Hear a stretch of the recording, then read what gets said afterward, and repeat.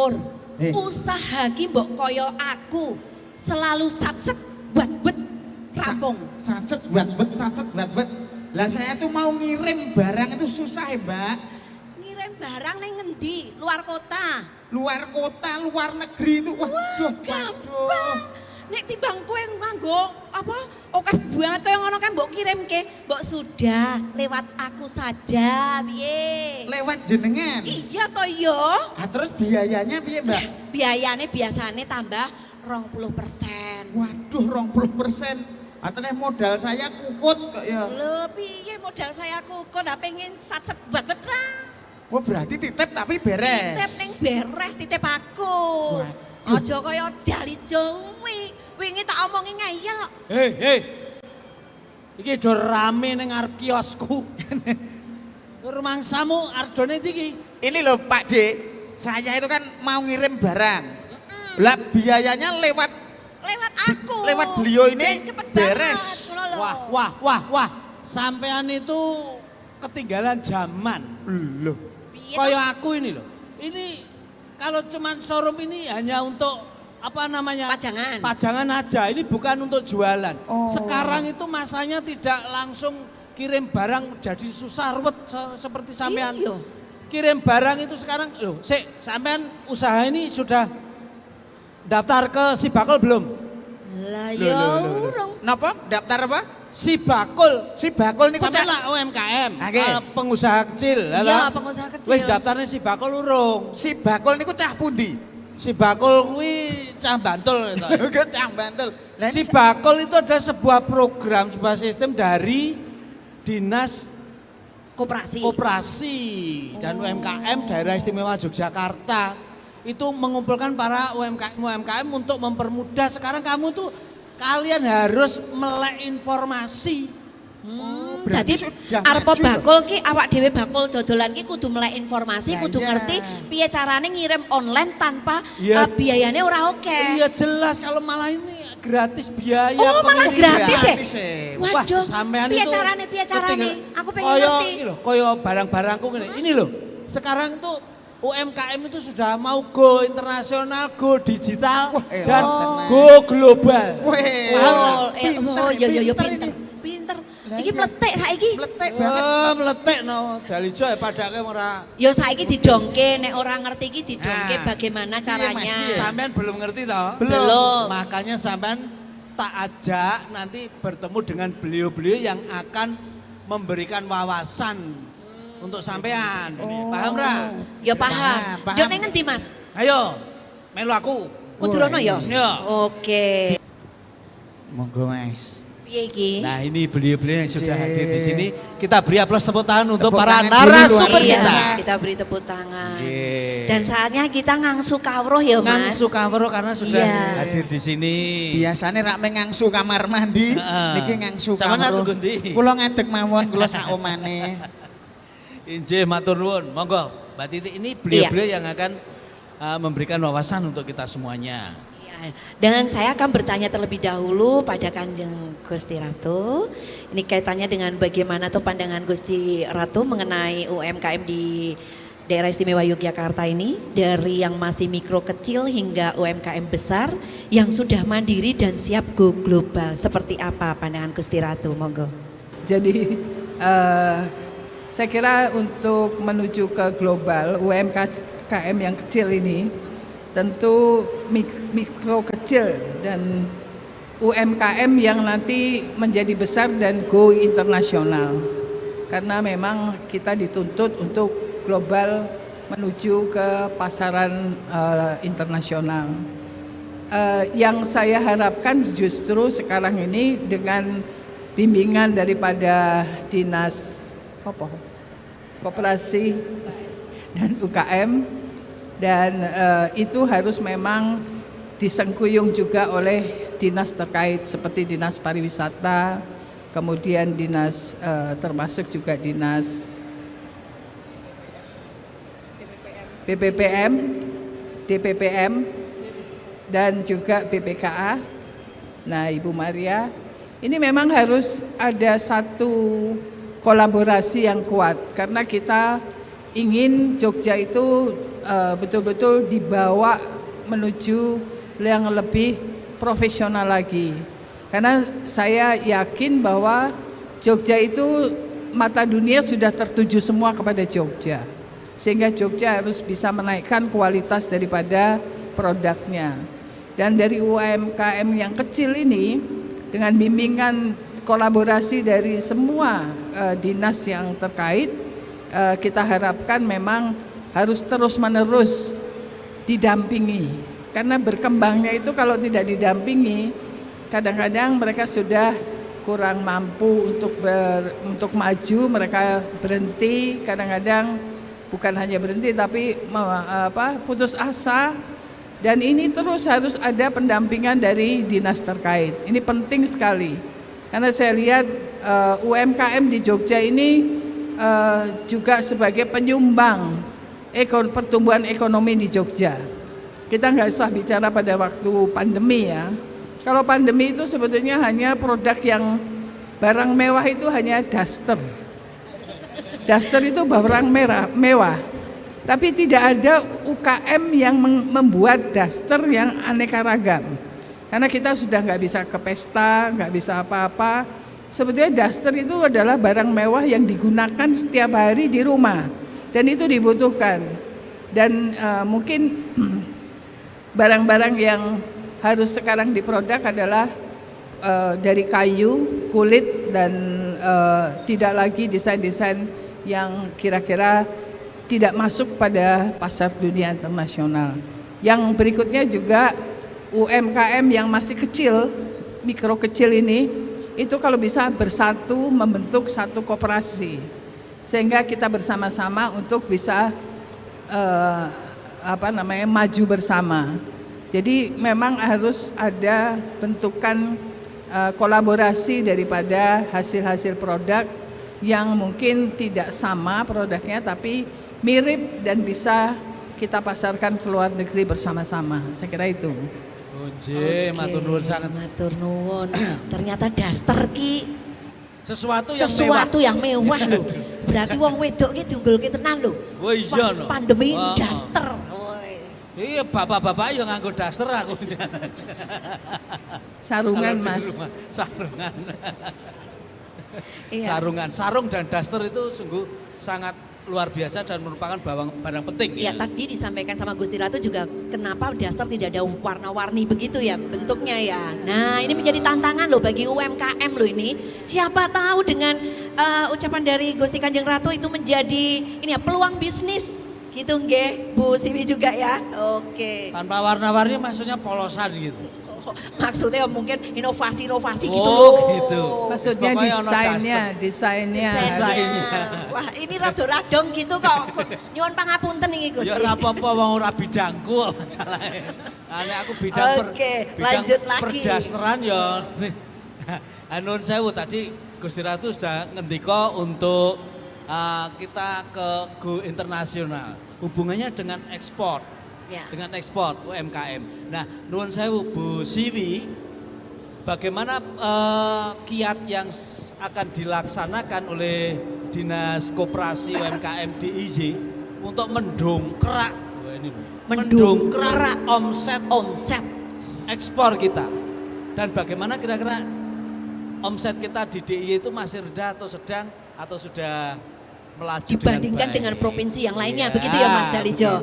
Gitu, Jih, monggo matur nuwun. Bu Siwi. Nggih, matur nuwun. Jadi kalau kita bicara UMKM ke go global, pasti kita kan melewati beberapa tahapan gitu. Jadi tahapannya ini bicaranya pasti kita akan lihat dari beberapa aspek tadi yang seperti tadi kami sampaikan dari sisi SDM. Terkait dengan ekspor ini juga harus siap terhadap SDM-nya juga. SDM dari kita selaku pembinanya juga, SDM dari sisi UMKM-nya juga. Karena sekarang kalau kita bicara ekspor nanti Bu Yuyun pasti lebih teknis lagi ya sama Ibu dari diaspora. Nah, terkait dengan apa yang dimiliki para pelaku UMKM ini sekarang sudah sangat luar biasa. Tapi kita masih mendapat masukan ini bagaimana kontinuitas dari sisi kualitas dan kuantitasnya gitu. Nah, Maka inilah terus kita bersama-sama dengan beberapa lintas sektor, lintas OPD, lintas lembaga, semuanya melakukan pendampingan, pembinaan gitu, baik melalui kelas, melalui mentoring, melalui coaching, dari sisi semua yang memang itu masuk di ekosistem ekspor gitu. Pasti bicara regulasi, bagaimana sebetulnya legalitas dari para pelaku juga. Apakah ekspor harus retail sendiri-sendiri ekspor gitu?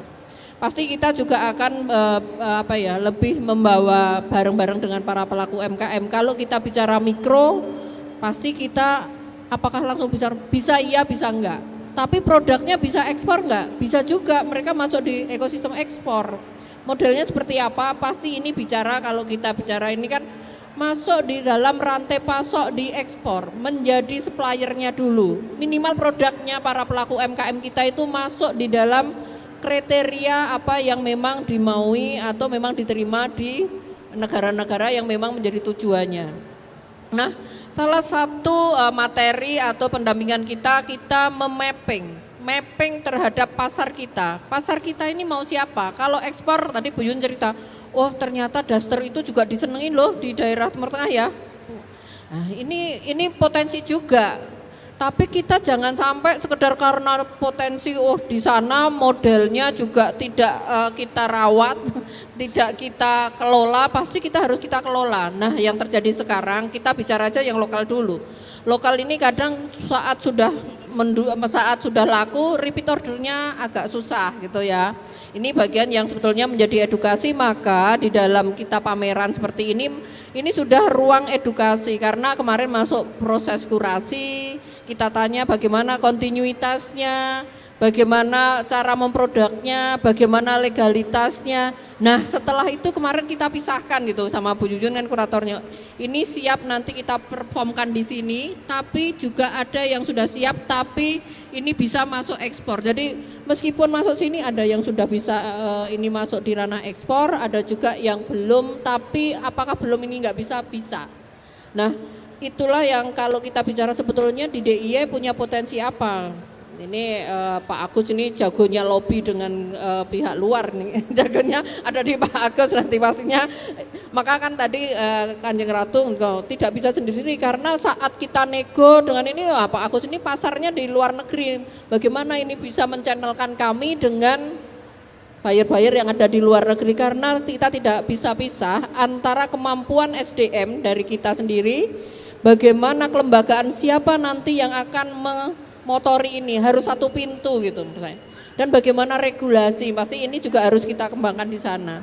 Nah, sekarang memang kemarin kalau kita lihat ekspor ini banyak di lebih ke lebih ke kalau kita bicara fashionnya lebih banyak fashion yang industri gitu ya. Maka kami pun tadi ada para lomba untuk desain anak-anak muda. Ini kita tidak berhenti di sini. Kami punya target untuk menciptakan wirausaha di bidangnya. Kalau Pak Singgih ekonomi kreatif ya sama gitu. Nanti kita akan sama-sama dengan Pak Singgih mana ini yang akan menjadi champion yang nantinya akan mengisi terhadap perekonomian negeri ini. Jadi inilah kalau bisa nanti produk-produk yang tadi ini terus kita tingkatkan. Adik-adik tadi sudah melakukan bagaimana mendesainnya, sudah juara kemarin sudah hampir puluhan yang ikut di lombanya. Kita kategorikan dan ada pemenangnya, ini akan masuk di inkubasi bisnis kita di bidang fashion. Jadi itu yang terus kita temukan, kalau memungkinkan enggak ini UMKM yang ada di DIY siap untuk kami rasa siap. Maka salah satu pembinaan kita untuk menyiapkan teman-teman UMKM, kita melalui kompetensi teman-teman UKM minimal di penyusunan dokumen ekspor. Kemarin kita sudah memfasilitasi 60 UMKM untuk siap menyusun dokumen, belum ekspor tapi menyusun karena ngekspor sendiri itu kan banyak sekali ya dokumennya. Jadi minimal memahami, ini menjadi kebutuhan, bukan keinginan. Jadi mungkin ini juga hadir dari Iwapi, Bu Susi ya, bukan keinginan ya Bu, tapi kebutuhan ya ekspor untuk meningkat itu. Jadi saya tanya, kebutuhan apa keinginan? Kebutuhan atau keinginan? Kalau kebutuhan ya ayo, kebutuhan itu kita penuhi. Kalau pengen ekspor ini menjadi kebutuhan kita mau naik kelas, harus melalui tahapan ini. SDM-nya siap, produknya siap, regulasinya siap, manajemennya harus siap juga, administrasinya harus jelas gitu. Nah itulah yang kita dampingi, kita siapkan dan sudah banyak sekali sebetulnya UMKM yang sudah siap masuk ke sana. Tinggal bagaimana mengemona, nanti kami sinergi pasti di bawah Pak Beni. Kalau Pak Beni nggak ACC kami juga nggak bisa. Oh iya. Dari Bapeda, itu dari Pak Singge Ekonomi Kreatif, Bu Maria ini juga yang kan ada di sana semua. Jadi ini tidak bisa sendiri, maka kita siap untuk mengajak berkolaborasi berdampingan dengan teman-teman tenan-tenan UMKM itu untuk siap ekspor. Jadi dengan demikian harus siap ini. Produk-produk kita itu sebenarnya sudah siap ya. Siap, tinggal bagaimana, karena tadi saya matur intinya itu ada kontinuitas tadi. Kontinuitas dari sisi kualitas dan kontinuitas dari sisi kuantitas. Contoh aja satu ini. Kemarin kita diskusi juga dengan Bu Yuyun. Sebetulnya keripik kemarin banyak, wah keripik pisang ya Bu Yuyun. Keripik pisang di DIY ini sangat luar biasa. Ternyata dari luar itu ada potensi. Tapi ternyata kita kuotanya nggak bisa terpenuhi ya, saya jadi bingung juga ini. Tapi itu bisa nggak bisa, pasti nanti akan sinergi dari Dinas Pertanian bagaimana terkait produktivitas pisangnya. Untuk ikan gimana? Pasti ada, dari perikanan juga ada, nih Bu Hati, ini juga bagaimana menyiapkan bahan baku dari pembiayaan dari Bank BPD, dan ini perlu matur juga Gusti Ratu. Jadi gelaran seperti ini tidak hanya di sini, kami juga buka di Grand Mercure dengan Bu Ina, nanti juga kita difasilitasi 100 meter persegi ya Ibu ya, nanti kita kolaborasi dan masih kita akan buka di beberapa tempat. Itu bentuk show window yang pastinya tidak hanya berhenti di situ jualannya, di situ menjadikan melting pot pertemunya para pelaku UMKM dengan para buyernya. Iya. Dengan demikian jelas bahwa SDM itu sangat menentukan. Penting itu Mas. Produknya barang ya iya. Kontinuitas dari produk kita, baik itu kualitas maupun kuantitasnya. Kuantitas. Jadi cara gampangnya ini. Piye Mas, piye? Kalau kita mau berkirim dan kita sudah siap untuk ekspor, itu bisa legitimasi dari pihak yang akan menerima ekspor kita itu bisa enggak? Nah itu harus ada dipercaya orang gitu loh. Yang jelas itu penyusunan strategi juga harus jelas ini betul. Mas. Jadi kualitasnya harus bisa dipertanggungjawabkan dan itu terus itu. Tidak Continue sekarang kirim ya, Mas? pertama itu kualitasnya bagus, Setelah kirim itu kedua menurun. Kan itu yang menjadikan. Iya.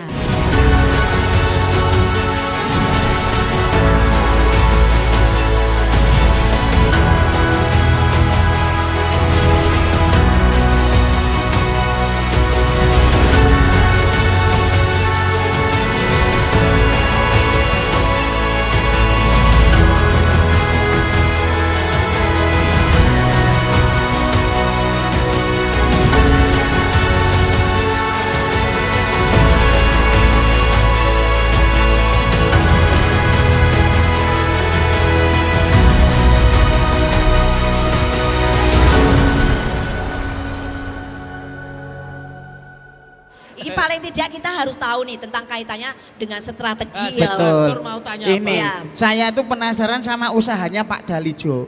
Nah, Bakulannya Blangkon itu laris sekarang. Bakulan Blangkon laris toh. Resepnya apa toh Mas? Itu UMKM ku loh, aku sudah masuk di Sibakul masalahnya.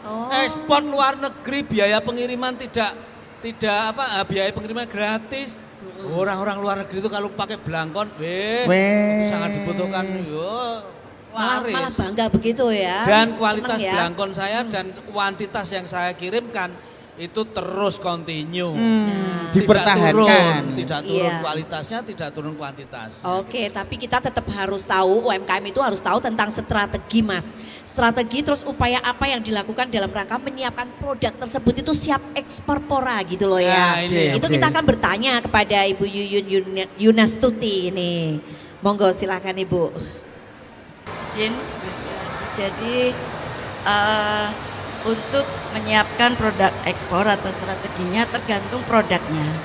Jadi untuk produk makanan misalnya, yang pertama itu harus diproduksi secara hygiene. Istilah industrinya GMP. good manufacturing product. Kemudian yang kedua, kalau makanan itu harus awet 1 tahun. Supaya awet bagaimana? Belajar. Kalau perlu ya minta pendampingan dari misalnya pengolahan hasil pangan di UGM, atau belajar di YouTube, atau belajar di tempat lain. Produk-produk makanan di Yogyakarta itu sudah banyak yang layak ekspor, bagus. Karena kemarin saya sendiri yang beras itu termasuk merek kebu, keripik pisang, itu sudah masuk itu ke Amerika. Nah tetapi yang menjadi problem kadang-kadang satu kuantitas, yang kedua adalah sertifikasi. Oleh karena itu saya setuju sekali tadi harus digabung menjadi satu, pakailah koperasi. Sebagai contoh, 5 Agustus lalu kita kirim produk-produk makanan ke buyer kita di Amerika. Ada berambang goreng, ada sambal, ada keripik-keripik. Salah satunya itu berambang goreng dari Kulon Progo. Si buyer itu langsung telepon, Bu Yuyun, saya cocok sekali sama berambang goreng ini. Itu saya minta per bulan 1 kontainer. Setelah kita kontak ke UKM-nya di Kulon Progo, ternyata baru 50 kilo 1 bulan. Aduh, beban. Terus juga sambal. Jadi begini, saya ingin cerita potensi ekspor produk makanan di Amerika. Di Amerika itu cukup tinggi. Nah, jadi jelas. kita jangan berpikir makanan kita itu untuk orang Amerika, tapi untuk diaspora. Diaspora adalah warga Indonesia yang tinggal di sana. Mereka itu haus akan makanan Indonesia. Jadi mereka pesen sambal terasi, sambal mata, kemudian berbagai keripik itu masuk semua. Ada beberapa produk yang itu customernya double, terutama keripik pisang, keripik singkong itu luar biasa. Untuk keripik-keripik itu di sana untuk teman minum bir. Strateginya buatlah yang plain, cukup di vakum saja, nggak usah dikasih keju atau apa, nggak usah. Cukup yang apa ya, kalau bahasa UKM ori ya, yang original, minimal yang garam. Yang namanya keripik pisang, keripik singkong, paling tidak itu 1 bulan permintaan bisa 3 kontainer, 4 kontainer, 1 buyer kecil. Bagaimana buyer yang besar? Tapi rata-rata itu kuantitasnya. Jadi ternyata mereka sudah bagus dalam berpackaging. Industri kreatifnya sudah jalan. Itu pasti Pak Singgi pinter ngajarin bikin packaging. Tapi ternyata kuantitasnya ya. Jadi salah satu yang harus disiapkan adalah memproduksinya harus hygiene, sertifikasinya kalau sertifikasi GPI bisa bantu. Tetapi kuantitas kemudian kontinuitas itu penting. Oleh karena itu saya setuju kalau masih kecil, mikro kecil ya harus bergabung. Caranya berkoperasi.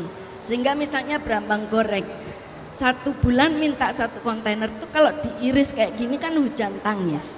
Nah jadi ya harus diindustrialisasi. Termasuk saya memang sedang mengejar produk makanan. Jadi produk makanan itu merupakan produk terbarukan untuk Yogyakarta untuk diekspor. Karena pasarnya begitu besar. Kalau untuk Jogja, pasar ekspor produk ekspor yang sudah terjadi kan banyak seperti furniture, handicraft, kulit, garment itu sudah genetis, itu sudah memang sejak lahir lah. Itu ada Bu Endah yang eksportir sejak dulu. Tapi yang terbarukan itu adalah produk makanan. Yang ini biasanya dikelola oleh UMKM. Nah ini masih perlu proses sekali lagi untuk bisa mereka betul-betul ekspor. Saya kira sementara itu dulu. Oke, wah. Nek arep ekspor ki ngono Betul. kuwi. Ternyata jangan berpandangan sempit bahwa kalau orang luar negeri itu istilahnya enggak suka dengan makanan Iya. produk kita. Enggak doyan makanan Ya, kita. karena orang-orang kita yang di sana banyak. Iya. Gitu loh. Sampai keripik singkong berapa kontainer tadi Bu? Kalau keripik singkong itu double pasarnya. Double. Kita sendiri maupun kita. Asal ori. Tapi kalau keripik balado apa itu diaspora kita wah satu kontainer katanya 2 hari habis. Oh. Kata buyer Satu ya. kontainer 2 hari habis Iya. loh. Nggak tahu Oke. makannya gimana itu. Lah, Ya kalau satu Iya, kontainer Joko. 2 hari habis harus setiap hari harus menyediakan satu Satu kontainer. kontainer. Kita Iya. mampu ndak itu loh. Nah, itu. Masalahnya kan begitu. Produksinya ya Mas ya. iya. Boleh ditambah Ekspor sedikit. oke, sudah terbuka pintunya, tapi barangnya bisa konten itu enggak, kontinu Oke. enggak. Itu. Kalau untuk produk fashion masih banyak tantangan. Ini produk yang saya pakai. Tantangannya apa Bu punya, fashion itu? Soal satu desain. Desainnya. Seleranya beda. Misalnya kita mau ekspor batik ke Timur Tengah, nggak bakalan masuk karena mereka pakai bajunya ya polos. Kalau nggak putih hitam ya toh. Oh gitu. Ya, pernah lihat Oke. ada Raja Salman pakai batik, jarang kan? Jarang. Ya, Pak polos-polos. Terus kalau fashion itu yang saya pakai ini punya UKM yang ada di sini. Seperti ini misalnya bisa masuk ke Australia, ke ke Eropa, tapi harus dilihat satu desain, yang kedua size-nya. Oh, Jadi size. saya nggak pede pakai karena kebesaran. Oke. Biasanya Baik. kalau Nggih. pakai batik cuma polos-polos seperti Bu Asri. J, berarti Pakai memang model harus ya. menyesuaikan di mana Agak kita sulit untuk fashion. Nah supaya mudah itu customize. Misalnya kita pakai orang Indonesia yang di sana, mereka dijadikan manekin untuk promosi. Nanti lama-lama ada yang minat. Nah yang jelas kalau fashion harus fokus tujuannya kemana. Kalau kita keliru mencari target tujuan agak susah. Iya. Ya, harus jadi tepat sasaran. harus istilahnya. tepat sasaran. Kalau makanan bisa lebih global, Oke. lebih general, Iya. tapi kalau Ya. fashion itu harus lebih sesuai fokus. dengan apa ya. yang kita bikin, terus mau dikemanakan. Iya. Iya. Ayo Baik, Tekon. itu masuk. J, saya ini mau tanya kepada Bu Asri, J. Nah ini Bu, bagaimana mekanisme kerja platform BNI Spora dan apa manfaat bagi UMKM dalam membantu memasarkan produknya hingga ke luar negeri nih Bu, monggo. Izin Kanjeng Ratu, Bu Siwi dan Bu Yuyun. Pertama saya mengucapkan terima kasih BSI Spora bisa join di acara yang luar biasa ini Bu. Jadi pertama saya ingin menyampaikan bahwa Ekspora, BNI Ekspora itu adalah kepanjangan dari ekspor dan diaspora. Jadi kami ini adalah one stop solution yang diciptakan BNI untuk mendorong UMKM supaya bisa go produktif, go global dan go digital. Jadi mungkin misinya sama sepertinya Kanjeng Ratu. Jadi semuanya ingin meningkatkan UMKM untuk naik kelas. Nah di sini kami menggarap bukan hanya UMKM tapi juga diaspora yang seperti sampaikan Bu Yuyun sebagai pasar yang potensial di luar negeri. Di sini kami memanfaatkan KCL kami yang ada di 7 negara di situ untuk mengoptimalkan pasar dari diaspora. Nah untuk platform dari BNI Ekspora sendiri itu bisa diakses oleh UMKM melalui ekspora.bni.co.id. Nah di situ ada sebenarnya 3 fase daripada BNI Ekspora untuk mendorong UMKM yang naik kelas tadi. Yang pertama adalah fase inisiasi. Di sini adalah go untuk mendorong UMKM go produktif. Go produktif artinya apa? Kita berupaya untuk mendorong UMKM, mensupport UMKM supaya bisa meningkatkan kapasitas dan kapabilitasnya. Dari sisi kapabilitas di platform kami itu ada latihan dan edukasi. Jadi dengan mengakses platform BNI Ekspora itu nanti UMKM bisa memilih materi-materi maupun video yang akan membimbing UMKM untuk mengetahui misalnya mengenai perizinan, persyaratan. Kemudian juga di situ bukan hanya dari BNI aja tapi kami bekerja sama juga dengan kementerian, kemudian Bea Cukai, juga ada beberapa lembaga swasta yang mensupport platform kami. Itu dari sisi go produktif. Selain dari sisi kapabilitas dan kapasitas, itu juga ada pendanaan untuk go produktif. Jadi untuk meningkatkan kapasitas pasti UMKM membutuhkan adanya support pendanaan. Nah, di situ ada juga akses untuk pendanaan. Kemudian ke fase kedua adalah fase go digital. Di sini adalah fase akselerasi untuk meningkatkan UMKM ini bisa bersaing lebih baik. Di situ apakah yang digitalisasi Jadi digitalisasinya itu baik dalam proses maupun dalam sistem keuangannya. Jadi di situ ada namanya transaksi yang melalui digital, sehingga UMKM tidak perlu mencatat lagi berapa pengeluaran dan pemasukan. Semuanya sudah dilakukan by rekening di situ. Kemudian di situ kami juga bekerja sama dengan Catat, di mana akan memudahkan UMKM untuk membuat laporan keuangan di situ, Bu. Nah, itu dari sisi digitalisasi dalam prosesnya. Kemudian yang kedua adalah digitalisasi dalam hal pembayaran. Jadi, baik pembayarannya lokal maupun pembayarannya ekspor bisa Bapak Ibu UMKM melakukan di rumah aja melalui platform itu dan melalui internet banking. Ada di beberapa bank internet banking, kalau di BNI namanya BNI Direct. Baik itu ekspor, baik itu lokal, UMKM bisa melakukannya di rumah sehingga lebih efisien baik dari sisi waktu maupun biayanya. Yang digital kedua adalah marketing. Ini yang sebenarnya menarik. Jadi kami bekerja sama dengan konjen biasanya. Jadi KCL kami di luar negeri bekerja sama dengan konjen untuk mencari perusahaan-perusahaan luar negeri yang potensial menjadi buyer bagi UMKM. Selain itu juga kami menggandeng nasabah-nasabah kami eksportir yang bisa support UMKM ini mendapatkan buyer di luar negeri, selain juga dari sisi diaspora, dan ini sedang proses untuk kerjasama juga dengan Junior Chamber Internasional untuk mengelola pasar atau menggali potensi pasar di luar negeri. Jadi banyak pihak yang memang harus direngkuh ya Bu Siwi ya, untuk bisa mencarikan pasar di luar negeri bagi UMKM. Yang terakhir adalah fase akselerasi, fase scale up. Disinilah yang global. Jadi setelah UMKM ini secara kapabilitasnya memenuhi syarat, ya, mungkin dikurasi ya Bu Siwi. Nah kemudian sudah terbiasa dengan transaksi digital, maka inilah kita dorong untuk global. Nah untuk global ini seperti tadi disampaikan, itu bisa melalui platform kami. Jadi bagi UMKM yang sudah mendaftar, register, itu bisa memasukkan, setelah kami kurasi, memasukkan produk-produknya di platform kami untuk bisa diakses nanti oleh buyer-buyer di dalam negeri maupun di luar negeri. Itu jadi kami membantu juga UMKM untuk bisa mencari pasar di luar negeri, baik melalui platform kami yaitu di bni-expora.co.id. Kami juga melakukan business matching melalui Zoom dan offline.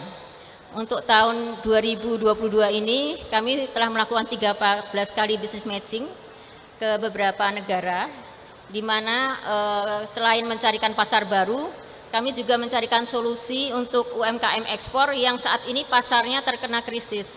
Mungkin seperti Eropa dan Amerika, furniture yang saat ini pasarnya agak menurun. Nah, disinilah peran kami untuk mendampingi UMKM untuk mencari terobosan pasar-pasar baru. Ya. Mungkin itu yang bisa saya sampaikan. Oke.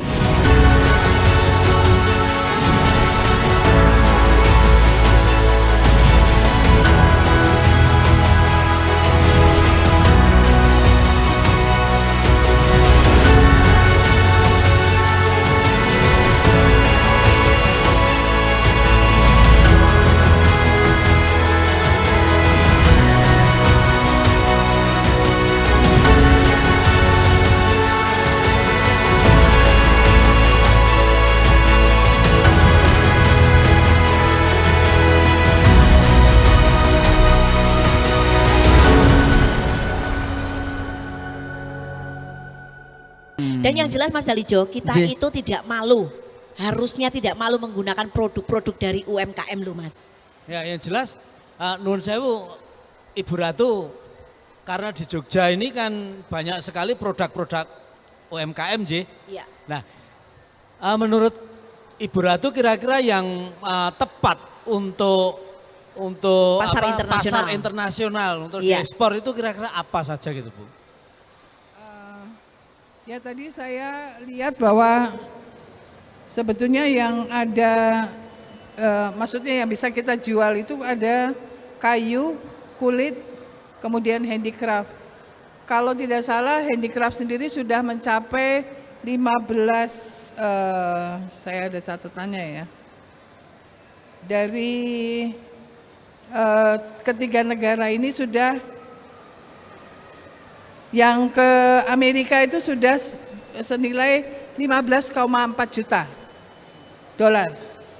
Dan kemudian yang ke Jepang posisi kedua dan ketiga ke Jerman dan Jepang. Dari ketiga negara ini total ada 60,78% dari keseluruhan ekspor dari Jogja. Oke, luar biasa. Ini Tepuk tangan untuk Jogja. Ini Jogja. Hebat sekali. Ini nggih. data ya, jadi Istimewa tenan iki. saya nekon ngomong golek data sih kira-kira. Karena saya itu suruh ngomong apa UKM ini gitu kan. Jadi isone menggolek data. Ternyata data dari Jogja sendiri cukup luar biasa. Ya, Ya, ternyata saya kira memang untuk ekspor yang kemarin mungkin nyusul dalam tindak ke Finland, itu yang diminati juga keripik salak. Keripik salak. Keripik salak itu dengan minum kopi itu cocok kata mereka. Karena negara-negara Eropa itu kan peminum kopi. Iya. Nah, waktu itu ditanyakan berapa produk keripik salak yang ada. Iya. Ternyata tidak memenuhi kuota juga. Oh. Nah, ini sangat disayangkan karena kita tidak punya mesin pengering salak yang sangat cepat. Sedangkan kita butuh setiap kontainer itu harus betul-betul, kan kita tidak bisa menggunakan sinar matahari. Iya. Ya kan? Jadi pengering salak itu memang dipentingkan, terus kemudian yang untuk memotong salaknya juga. Tapi di sini saya lihat bahwa ada beberapa hal juga, misalnya yang juga sudah diekspor adalah cermin antik maksudnya. Cermin antik. Kemudian glass handicraft itu ke Belgia, drumstick ke Ghana dan Kolombia. Kemudian teak flooring ke Itali. Ya, ini sekarang yang baru bisa dipenuhi untuk salak itu baru ke Kamboja. Jadi ini aku menang untuk data atau Pak? Soalnya saya nggak tahu lapangan jadinya. Saya cari data supaya saya bisa bicara, karena ini adalah data yang akurat yang saya dapatkan dari laporan-laporan yang sudah ada di beberapa negara. Iya. Jadi ini penting sebetulnya data. Jadi data itu harus diikuti terus, kemudian kita harus bergerak di mana supaya kita juga bisa mencapai apa yang diharapkan. Sehingga sekali lagi memang yang tadi Bu Siwi bilang itu kestabilan produk, kemudian kualitas daripada produk itu sendiri. Ini penting sekali, makanya saya ngomong pendampingan daripada dinas-dinas ini supaya ini tetap berjalan. Karena produk dari pertanian juga begitu, tadi Ibu bilang bawang goreng, ya kan? Bawang goreng itu sebetulnya kita tidak bisa bicara bahwa bawang goreng itu tidak bisa terpenuhi karena kita mulai dari dinas pertanian, harus menyiapkan bawangnya. Ya kan? Kemudian dari bawah nih, kita harus ngomong, jangan kalau kita taunya hanya bawang yang sudah ada di pasar. Iya. Tapi kalau kita mau memenuhi kuota yang di Suwon tadi, sekian kontainer, itu harus dari mulai dinas pertanian yang bergerak. Mendampingi, kemudian juga memfasilitasi mesin-mesin pemotong itu. Saya kira itu. Oke, baik. Lanjut ke Bu Siwi ini, saya pengen bertanya juga ini upaya apa yang dilakukan melalui Sibakul ini untuk menyiapkan UMKM untuk potensi ekspor, apalagi kaitannya dengan kualitas mutu produk maupun pemasarannya. Seperti apa ini Bu Siwi? Nah, aspek tadi kami sudah beberapa kali matur terkait dengan SDM. SDM itu tidak hanya di UKM-nya saja, tapi di internal kita, di dalam birokrat kita, di dalam birokrasi pemerintahan pasti kita juga harus siap mendampingi, karena kan dinamika perkembangan bagaimana sebetulnya pasar yang ada di sana itu tidak bisa kita dampingi dengan ilmu-ilmu yang dulu, kita terus belajar gitu. Kalau dulu transformasi digital itu belum begitu masif ya, sekarang itu kan sudah masif sekali pasca pandemi. Terus yang kedua dari sisi produk, tadi Gusti Ratu juga bagaimana sebetulnya kontinuitas. Produknya ini harus disiapkan juga, maka kami pun di Sibakul juga mendampingi bagaimana dari sisi produk minimal legalitasnya. Legalitas dari produk ini harus kita kuatkan. Karena kita tidak hanya menjual, tapi kita juga harus melindungi dari konsumen gitu. Bagaimana PIRT, kalau ada sesuatu ya kita tidak harapkan itu.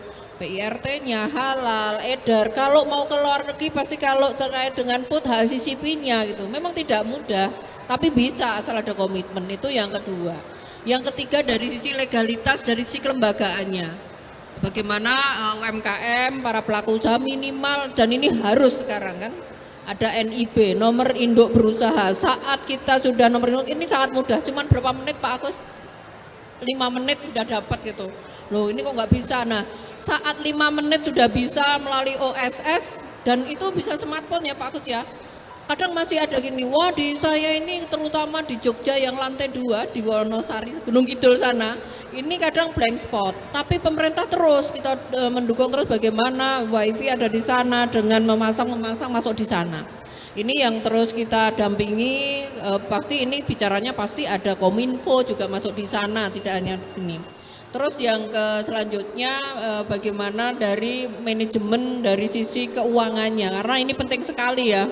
Kita masih kadang banyak pelaku UMKM yang mencampur adukkan manajemen keuangan, uang kantongnya, uang keluarga dengan uangnya usaha. Meskipun usahanya kecil tapi mulai dipisahkan. Ini juga kita melakukan pendampingan, lebih-lebih kita mau go ekspor, ini harus jelas.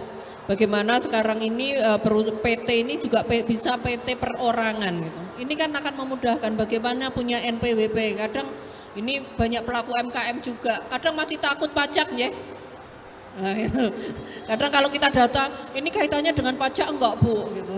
Gitu. Padahal ini bukan seperti itu, tapi ini minimal kita sudah banyak sekali komitmen bagi pemerintah untuk pajak UMKM ini sangat murah dan sudah banyak fasilitas di sana. Yang selanjutnya bagaimana kita pendampingan terhadap mapping pasar. Sebetulnya produk ini mau untuk siapa? Itulah kita mendampingi. Memapping pasar, memapping terhadap strategi pemasarannya, caranya seperti apa gitu. Dari teman-teman kemarin juga kita nggak menyebut suatu agenda suatu, tapi saat mengikuti minimal ada tawaran, oh di sana ada pameran gitu, maka itu juga ada strateginya. Oh ini bisa tak ikuti nggak ya, ini cocok nggak ya dengan produk saya. Ini juga ada strategi di dalam melakukan pendampingan. Oh kalau ada event besar, ada pameran tapi eventnya nggak di situ, ini berdampak nggak dengan traffic pengunjungnya. Ini juga jangan sampai wah ini akbar tapi acaranya pembukaannya mungkin di sini tapi berikutnya acaranya menyebar, ini juga akan berdampak. Maka ini juga menjadi pendampingan dari Sibakul. Yang selanjutnya yang ini sekarang tema transformasi digital, produknya ada di sini tapi sebetulnya sudah kemana-mana. Maka dengan kita bergandengan dengan beberapa platform, kita dengan Market Hub Sibakul, di sini produknya ada tapi bisa membelinya di sini. Tapi mungkin kalau wisatawan yang hadir ini tamu-tamunya Pak Singgih tidak perlu repot lagi mengemas, menjinjing, overweight gitu. Yang ngirim adalah Sibakul, free gitu. Nah ini kan juga ini di situ ada edukasinya enggak? Ada gitu. Karena edukasi yang bisa kita fasilitasi adalah satu, legalitasnya jelas, produknya bagus, foto produknya, bagaimana harga juga tidak asal pasang harga gitu. Saat tidak pasang harga pasti ada edukasi bagaimana sebetulnya produksinya Bapak Ibu gitu. Nah inilah sebetulnya bagaimana strategi Pemda DIY untuk sama-sama naik kelas, karena yang naik kelas tidak hanya UKM-nya. Saat UKM-nya naik kelas, kesejahteraan masyarakatnya juga pasti terangkat, Pemdanya juga naik kelas karena kita sudah nggak ada kemiskinan, nggak ada Pak Beni nggak pusing lagi, Pak Beni kemiskinan, pengangguran, karena naik kelas, sudah naik kelas semua.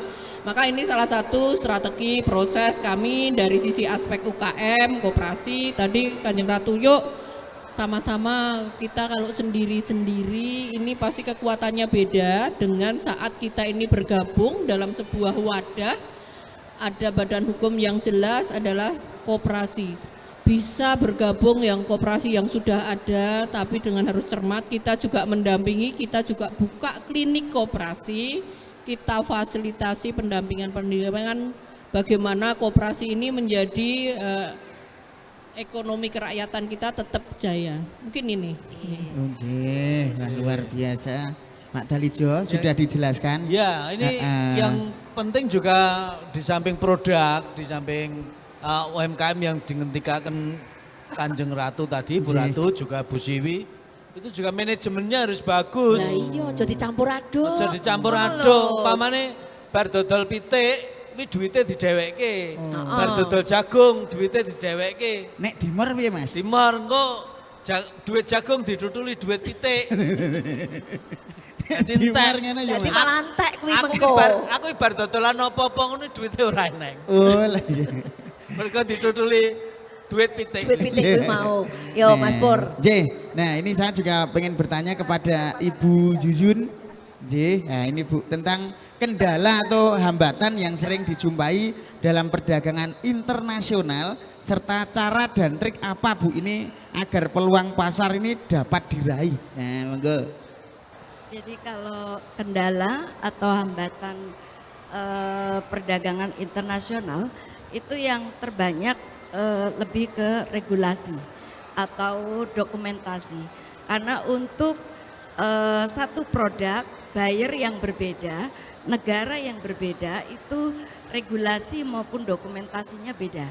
Sehingga kadang-kadang di situ kita ada hambatan. Misal kalau untuk produk handicraft, craft yang berbahan kayu itu pasti harus pakai namanya sertifikasi SPLK. Nah itu kalau UKM-nya masih kecil bagaimana? Sekarang sudah ada sertifikasi SPLK yang bersama-sama. Lalu kalau untuk makanan misalnya, itu untuk membuat sertifikasi HACCP itu mahal dan lama. Oleh karena itu salah satu yang kita usulkan kepada UPD yang ada adalah dikuatkan industrinya.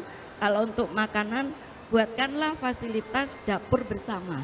Jadi nanti sertifikasinya itu bisa satu dapur itu, kemudian UKM tinggal memasak di situ sehingga hambatan itu bisa dilalui. Nah, yang namanya pasar internasional itu terbesar adalah di dokumentasi dan regulasi. Nah, kalau bagaimana ini tipsnya supaya UKM yang kecil-kecil ini bisa ekspor? Ada beberapa. Yang pertama lewat jalur tikus misalnya, tapi itu enggak recommended karena sedikit melanggar ya. Jalur tikus itu ya sudah dititipkan orang atau kita pakai importir yang mereka sudah mengurus semuanya. Yang kedua itu bisa dengan cara dengan kuantiti yang kecil.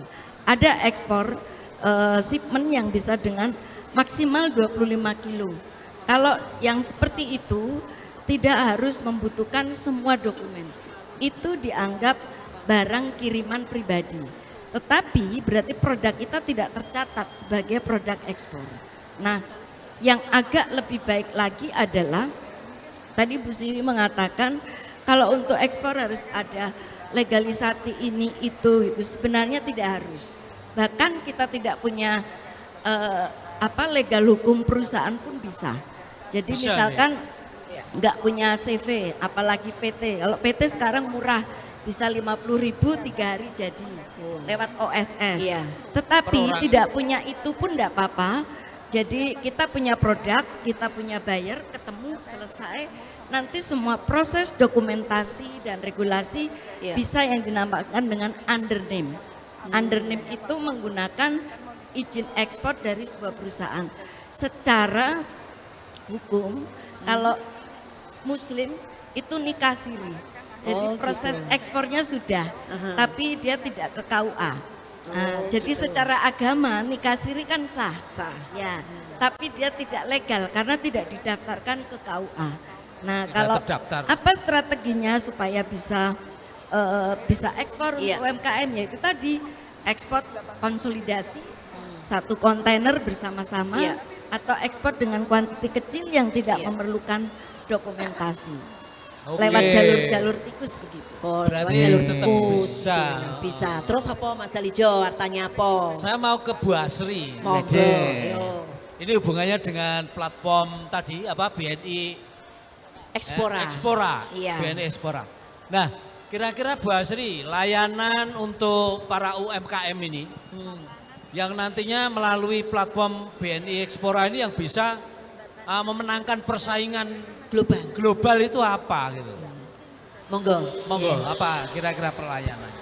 Ya, jadi di platform BNI Expora ini, ya Expora BNI.co.id, jadi di situ ada beberapa layanan. Jadi pada saat UMKM, Bapak Ibu UMKM masuk pertama kali, register, itu akan masuk di diagnosa bisnis. Jadi awalnya diagnosa bisnis nih. Jadi cek level bisnis dari Bapak Ibu UMKM sekalian. Apakah masih di level pemula, ataukah sudah komersial, ataukah dia siap untuk go global. Jadi di situ nanti Bapak Ibu diminta untuk menjawab pertanyaan-pertanyaan yang ada. Nah nanti hasil akhir dari jawaban Bapak Ibu semua itu akan menunjukkan skala atau level bisnis dari Bapak Ibu UMKM sekalian. Jadi apakah masih di level pemula, ataukah sudah komersial, ataupun sudah siap global gitu. Nah nanti follow up-nya akan tergantung daripada skala bisnis dari Bapak Ibu UMKM sekalian. Jadi di situ ada di awalnya adalah cek level bisnis dulu. Nah kemudian di situ di platform Expora seperti saya sampaikan tadi ada juga layanan pelatihan dan edukasi, di mana Bapak Ibu sekalian bisa memilih materi-materi atau video yang Bapak Ibu butuhkan untuk meningkatkan pengetahuan dan kapabilitas Bapak Ibu sekalian. Misal potensi ekspor atau industri apa gitu ya, misalnya industri fashion dan segala macam. Juga mengenai perizinan-perizinan dan sertifikasi yang dibutuhkan di negara-negara tujuan ekspor. Nah disitulah bisa diakses oleh Bapak Ibu sekalian setelah memasuki BNI Expora. Jadi untuk menambah pengetahuan Bapak Ibu tidak perlu pergi kemana-mana, jadi cukup dengan satu platform aja itu bisa dipilih apa yang dibutuhkan oleh Bapak Ibu UMKM sekalian. Jadi yang kedua itu adalah menambah kapabilitas. Oke, ternyata Mas Dalijo. Tepuk tangan untuk BNI Expora. Nah, Mas Dalijo, Iya. jadi kamu itu jadi UMKM Blangkon itu suka diajak jalan-jalan, suka pameran begini sama Bu Siwi ya? Oh iya jelas dong. Jadi ini perannya dari Dinas Koperasi dan UKM Daerah Istimewa Yogyakarta loh. Dalam hal untuk meningkatkan agar UMKM Daerah Istimewa Yogyakarta naik kelas. Naik kelas. Oke. UMKM Iya. Naik kelas. UMKM Naik kelas. Oke, luar biasa. Dan sebagai penutup ini yo Mas Dalijo, sebagai penutup dan semangat juga buat UMKM yang saat ini ikut di pameran. Tentunya kita pengen tahu saran dari Gusti Kanjeng Ratu Mas untuk memberikan saran bagaimana UMKM ini tetap bisa bertahan dan mungkin lebih maju lagi tapi tidak meninggalkan keistimewaan Yogyakarta, kekhasan dari keistimewaan Yogyakarta. dan harapan ke depan Bu Ratu. Seperti apa? Monggo. Apa ya? Jadi yang jelas bahwa kita ini kan sudah dunia internasional sudah melihat bahwa Yogyakarta sebagai kota heritage juga. Jadi ada istilahnya produk-produk yang yang berbau atau menyentuh produk-produk yang berbasis budaya. Ini banyak sekali sebenarnya, tidak hanya batik tapi juga dari kayu yang dibatik misalnya, kemudian jadi yang berbau budaya saya kira banyak. Apalagi ya, selain itu juga harapan saya kita tidak bisa menjual produk baju jadi karena fashion itu pasti kita akan tertinggal, tapi bisa batik saya sarankan bisa di di produk untuk semua barang yang kira-kira dibutuhkan oleh negara-negara yang membutuhkan. Satu contoh misalnya ekoprint, ya Bu Endah itu di sana. Ekoprint itu bisa di produk untuk sepatu. Contoh sepatuku. Ini sepatu saya. Waduh. Iya Ibu. Ini saya baru beli kemarin. Ini adalah sepatu ekoprint. Ini produk yang sangat luar biasa dan ini saya pakai, pokoknya saya harus pakai produk dalam negeri. Tuh, pakai produk dalam negeri. Wah, aku mau sepatuku munggah. Tapi ini penting karena ekoprint ini bisa dicetak di tas juga, di sepatu, ya. ini mungkin sudah menjadi salah satu yang menjadi produk unggulan untuk kita pasarkan di luar negeri. Saya kira itu. Kira-kira Iya. kualitasnya bagaimana menurut Ibu Ratu? Kualitasnya, mau Iya. nyoba sepatu saya, Po? Pokoknya dipakai enak. Paling tidak dipakai itu enak gitu Enak, Gus- gitu. Gusti Kanjeng Ratu itu. Awet ya? Awet juga ini. Awet, Bu. Jadi kena hujan kayaknya rada tahan. Weh, Tahan tidak basah ya. nggih Gusti. Jadi kena hujan tahan berarti harganya juga nggak murah. Karena ini untuk meningkatkan pengrajin juga. Jadi memang kekuatan daripada sebuah produk itu juga kualitasnya harus lebih Kualitas. baik. Ya. Luar biasa Hebat cinta ini. produk Indonesia. Indonesia. Loh, pokoknya orang malu pakai produk-produk dari UMKM begitu. Oke. Jee. Kemudian harapan pesan-kesan Ibu Siwi Monggo, untuk Ibu kedepannya Siwi. bagaimana? Monggo. Tidak ada artinya program apapun yang berharga, yang bermanfaat di saat tidak ada komitmen dari kita semua. Tadi Kanjeng Ratu sudah kalau kita simpulkan bagaimana kita terus melakukan sebuah strategi, inovasi dan kreativitas. Karena kan tadi ekoprint itu bisa menjadi tas, bisa menjadi sepatu, dan kita harus pandai-pandai memapping atau kita tahu terhadap perkembangan dari kemauan pasar. Mungkin ini yang kita harapkan dan paling penting adalah harapannya adalah UKM Naik kelas. Ya. Oke, langsung ke Ibu Jujun. ya, Bu jangan Yuyun. dulu. Bagaimana harapannya? Jadi kalau bisnis itu kan yang penting cuan ya. Weh, Jee. Jadi saran saya buatlah produk yang laku dijual. Bukan membuat produk yang kita bisa buat. Kita bisa buat produk sebaik apapun kalau tidak laku dijual ya percuma. Nggak jadi cuan, nggak jadi naik. Ya. Itu yang pertama, jadi caranya ya tentu harus terus survei pasar. Lihat kebutuhan pasar, ekspor seperti apa. Maka ikuti produk yang dibutuhkan pasar. Yang kedua kalau untuk menjadi eksportir tentu mentality itu harus disiapkan. Jangan mudah patah arang karena perjalanan cukup panjang. Tetapi kalau sudah masuk ke pintu gerbang ekspor, insya Allah nggak cuma naik kelas tapi terbang kelasnya. Wih, Wah, terbang loh Mas. Jangan naik tapi terbang. Wush. Iya, lanjut kita harapan dari Ibu Asri Manggarse ini kaitan seberapa besar keberhasilan yang sudah dicapai oleh Bank BNI melalui program Ekspora ini bagi pengembangan UMKM. Ya, memang keberhasilan seperti tadi disampaikan Bu Siwi itu tidak akan mungkin tercapai tanpa komitmen dan sinergi ya dari berbagai pihak ya. Jadi kami juga sudah bekerja sama dengan banyak pihak termasuk dengan Dinas Koperasi dari Bu Siwi juga dengan beberapa instansi lain. Nah, ini kebetulan selain instansi dan beberapa perusahaan swasta ya untuk memajukan UMKM ini untuk bisa global gitu. Kami juga bekerja sama dengan beberapa BPD juga, jadi ada PKS juga. Intinya tujuannya apa? Untuk membantu nasabah-nasabah BPD untuk bertransaksi luar negeri. Nah, yang sekarang sedang kami kerjakan adalah kerjasama dengan BPD Jawa Tengah. Kami berharap Pak, nanti dengan BPD DIY kami bisa kolaborasi ya Pak ya. Jadi kita semangatnya sama untuk bisa mensupport UMKM ini lebih lancar untuk naik kelas tadi. Oke, Mas Pur, sekarang akhirnya jelas toh Jee. si bakul itu apa dan UMKM itu apa? Jadi model. dong toh? Dong. Yes. Berarti nek wis dong kudu kita siap-siap loh, siap-siap go digital dan go global. UMKM tetap Naik kelas. Dan semakin naik kelas dan terbang. Terbang kelas. Weh, Jee. Naik kelas dan terbang. Oke, luar biasa. Aplaus tepuk tangan untuk para Oke, narasumber kita luar ya. biasa. Luar biasa, semakin jelas, semakin terang ini peran serta dari ibu-ibu narasumber tadi sudah sampaikan juga ya Oke, Mas Dalijo. betul sekali. Pokoknya kapan lagi nek ora saiki? Iya toh? Betul. Ora sangan tadi sesuk-sesuk. Langsung daftar. Langsung saiki. Si Pokoknya bakul. satset buat Das des. Wah.